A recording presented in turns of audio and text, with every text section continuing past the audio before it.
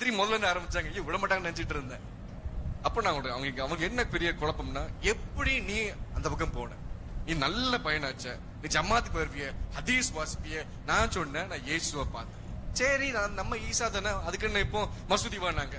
இல்ல, இயேசு என்ன பைபிள் ஹிட் பண்ணாங்கன்னு சொன்னேன். தேவன் சொன்னதான் சொல்லிட்டு இருந்தேன். நான் எதுவுமே கற்பனை பண்ணவே இல்லை. அவர் சொன்னதான் செஞ்சுட்டு இருந்தேன் அந்த இடத்துல. அப்ப ஒரு மணி நேரம் போனோடனே, வாக்குவாதம் முடிஞ்ச உடனே ஒரு விஷயம் சொன்னாங்க. இனிமேல எங்க இனத்துக்கு நீ ஒரு பெரிய கரும்புள்ளியா இருக்க. இந்த காலேஜ்ல படிச்சா நீ எல்லாத்தையும் கெடுத்து விட்டுருவ. நீ இந்த காலேஜ் படிக்க கூடாது. நான் வேற காலேஜ் சேர்த்து விட்டுறோம். ஒரு கிறிஸ்டியன் காலேஜ், பிரான்சிஸ் சேவியர் மாதிரி ஒரு காலேஜ் சேர்த்து விட்டுறோம் அப்படின்னாங்க.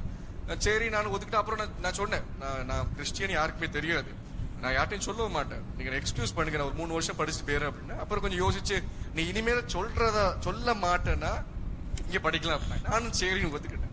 என்னைக்கு சொல்ல மாட்டேன்னு சொல்லணும், அதுல இருந்து எல்லாத்தையும் சொல்ல ஆரம்பிச்சிட்டேன். நான் இயேசுவை பார்த்தேன், நான் இயேசுவை தரிசிச்சேன், இயேசு